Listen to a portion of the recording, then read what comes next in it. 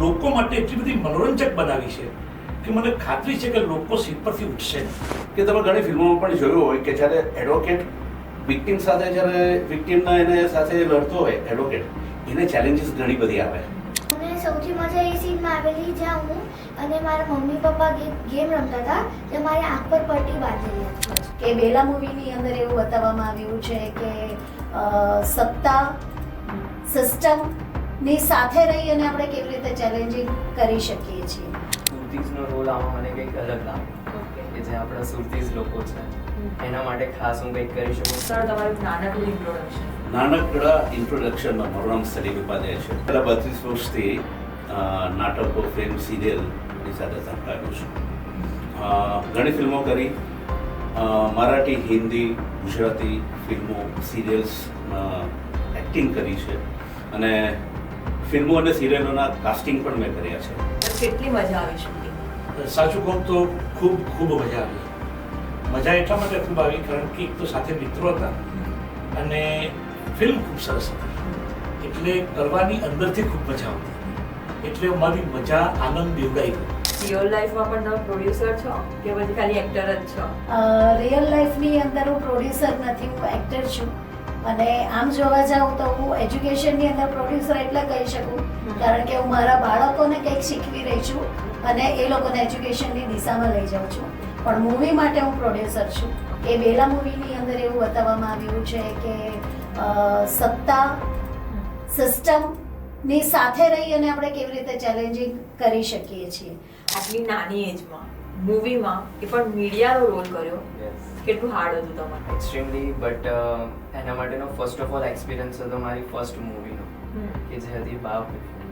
But સુરતીઝનો role આમાં મને કંઈક અલગ લાગ્યો કે જે આપણા સુરતીઝ લોકો છે એના માટે ખાસ હું કંઈક કરી શકું. તો ફર્સ્ટ ઓફ ઓલ કે આ બેલા ફિલ્મનો જે કોન્સેપ્ટ હતો સ્ત્રી માટે, સશક્ત સ્ત્રી માટે, સમાજને બતાવવા માટે, તો એના માટે ખાસ મને આ રોલ બહુ ગમ્યો.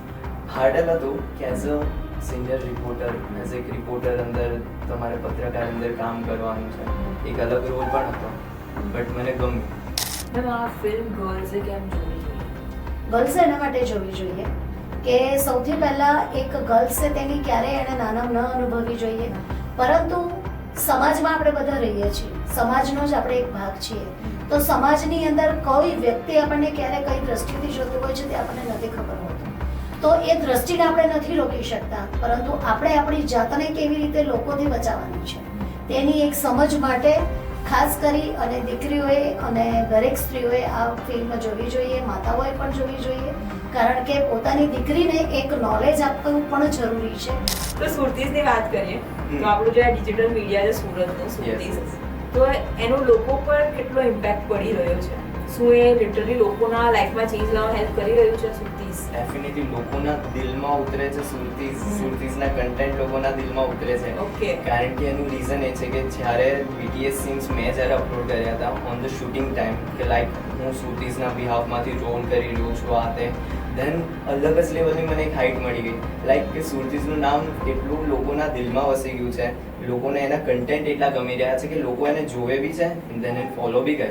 અને સર આ મૂવી આખી રેપ પર છે. જી. તો જ્યારે લાસ્ટમાં ખબર પડે છે કે રેપ કોણે કર્યું, તો સર કોણે કર્યું હતું રેપ? એક કામ કરીએ, હું અત્યારે નહીં કહીશ, આપણે 23મી મે 2025માં તમે નજીકના થિયેટરમાં જઈને જોઈ લેજો કે શું કોણે રેપ કર્યો હતો અને મેં શું નિર્ણય આપ્યો હતો. બાકી મને તો ખબર જ છે કે શું છે. તો આ જે મૂવી છે એ ફેમિલી સાથે જોવાય, કિડ્સ સાથે જોવાય, બાળકો સાથે? હા, કારણ કે છે ને એવા દ્રશ્યો નથી કે જેમાં તમે કોઈ બાળકોને માટે કોઈ પ્રોબ્લેમ ઉભો કરે, પણ છે ને આ જ્યારે બીજા બધા ગુના છે ને તે એના કરતાં પણ રેપનો ગુનો એવો છે એટલે જેને વિક્ટિમ થાય છે એના માટે માત્ર શારીરિક નહીં પણ માનસિક રીતે તો બહુ આઘાતજનક હોય છે અને સમાજ હજુ એટલો તૈયાર નથી થયો, એને કારણે અને સામાજિક રીતે પણ બહુ તકલીફો છે. બેલા મૂવી જે છે હા. એમાં તમારો જે રોલ છે તો એવું તમે શું જોયું એ રોલમાં કે રોલ માટે તમે અગ્રી થયા? બેલા મૂવી જ્યારે મને આ રોલની ઓફર થઈ ને એને મેં પૂછ્યું કે ભાઈ મારું કેરેક્ટર શું છે? એડવોકેટ. ઓકે, એડવોકેટ પણ કોનો? બેલા. ઓકે, પછી મને સ્ટોરી કહી અને સ્ટોરી કહીને પછી એની અંદર મને એક ચેલેન્જ એ લાગી કે તમે ઘણી ફિલ્મોમાં પણ જોયું હોય કે જ્યારે એડવોકેટ વિક્ટિમ સાથે જ્યારે વિક્ટિમના એને સાથે લડતો હોય એડવોકેટ, એને ચેલેન્જીસ ઘણી બધી આવે, વચ્ચે એને એવું લાગે કે હું આ કેસ હારી જઈશ, રાઈટ? તો એની જે મજા છે ને એ ચેલેન્જ લેવાની અને છેલ્લે જે એની જીત મળે છે એની મજાને લીધે અને એ આનંદ અને એ પ્રોસેસ છે ને એની, એ પ્રોસેસ મને બહુ જ કે એટ્રેક્ટ કરી, એટલે મેં આ રોલ પછી લીધો. સર, આ મૂવીમાં તમારા રોલનો કેટલો ઇમ્પોર્ટન્સ હતો? ઇમ્પોર્ટન્સ જોવા જાય તો બેલાને જે પણ આજે ન્યાય મળ્યો છે તે મારા કેરેક્ટરને કારણે, એ વકીલને લીધે. ઓકે. અને આ જે મૂવી છે એમાં તમારો શું રોલ છે? મારો નાની બેલાનો રોલ છે. અને જો કે નાની છોકરી સાથે આવી રોંગ વસ્તુ થાય તો એ છોકરીને શું કરવું જોઈએ, કોને કહેવું જોઈએ કે વસ્તુ છુપાવવી જોઈએ? એમને પહેલાં તો પોતાના પેરેન્ટ્સ કે ભાઈ બહેનને કહેવું જોઈએ, અને અગર વધારે કંઈ થાય તો આઈ થિંક એમને 181 પર વુમન હેલ્પલાઇનનો નંબર છે, એમને કોલ કરવો જોઈએ. ઓકે. અને લોકોને આ મૂવી કેમ જોવી જોઈએ? લોકોને મૂવી એટલા માટે જોવી જોઈએ, એક તો વુમન ઓરિએન્ટેડ મૂવી છે. સ્ત્રી સશક્તિકરણની જે વાત છે ને તે આની અંદર બહુ સરસ રીતે કરવામાં આવી છે.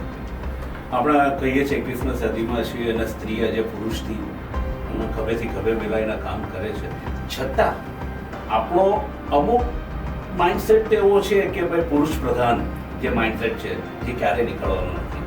પણ તમારે એને જો તમારે એ સ્ત્રીને તમારી દીકરી છે કે તમારી પત્ની છે કે તમારી બહેનને તમારે સમકક્ષ ગણવી હોય તો પછી તમારે એને હેલ્પ તો કરવી જોઈએ.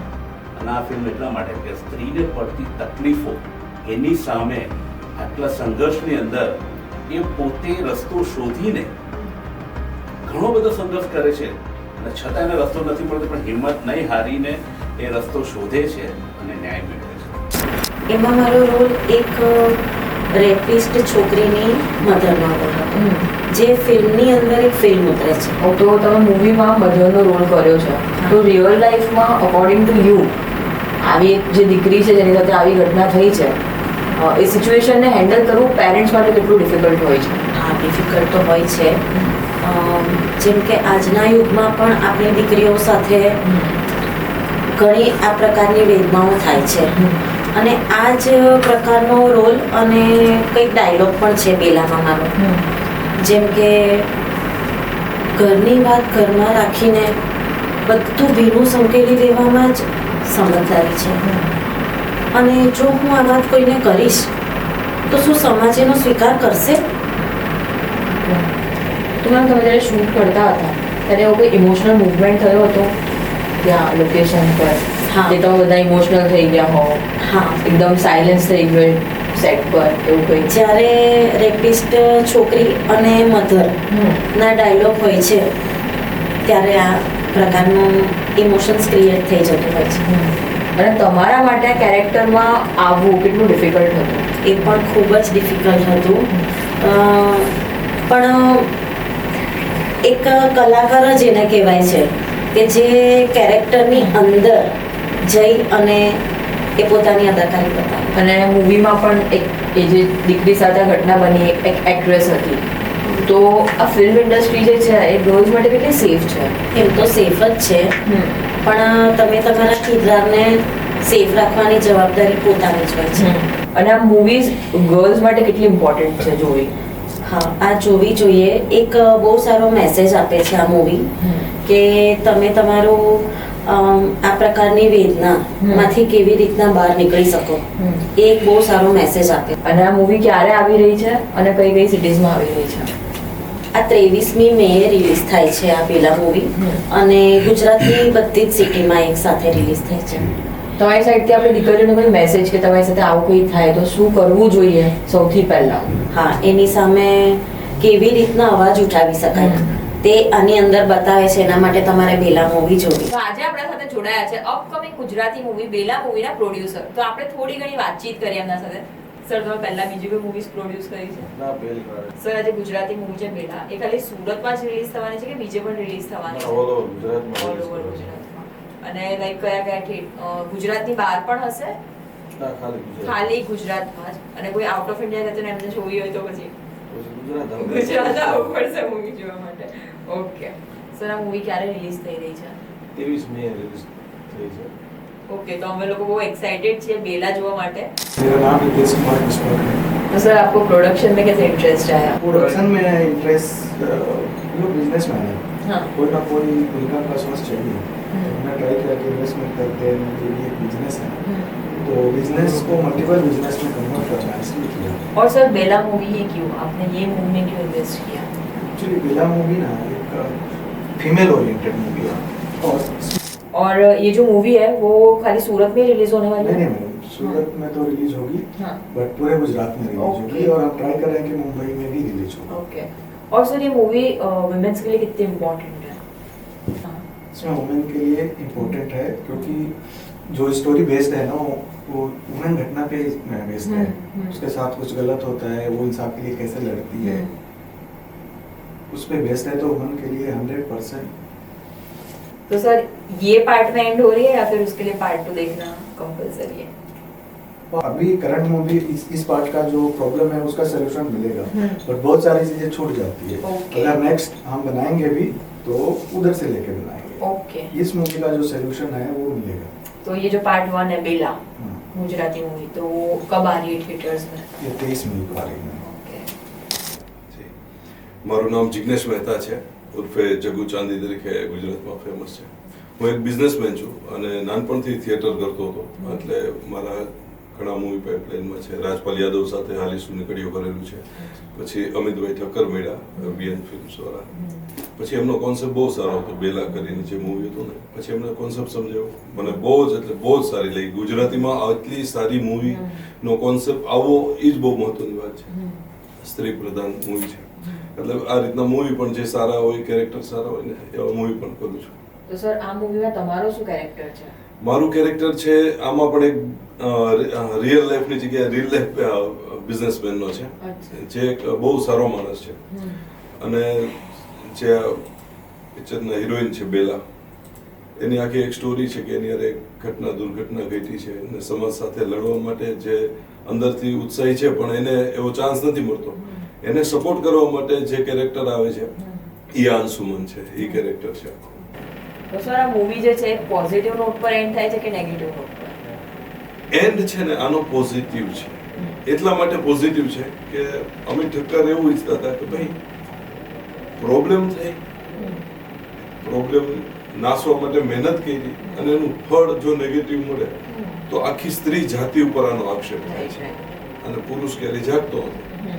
તો આને પુરુષને સુવડાવવા હાટું જ બનાવી, પુરુષને જગાડવા બનાવી છે અને સ્ત્રીના માન સન્માન માટે બનાવી છે, એટલે પોઝિટિવ એમ છે. અને સર મને કશેથી વાત મળી છે કે આનો પાર્ટ 2 પણ આવવાનો છે? હા, અમિતભાઈ મને પણ કહેતા હતા કે ભાઈ હવે જે હીરો છે એની કંઈક આગળની જર્ની હિરોઈનની કંઈક બનાવવાનું કહે છે. આખો કોન્સેપ્ટ એનો તૈયાર છે. આ રિલીઝ થશે.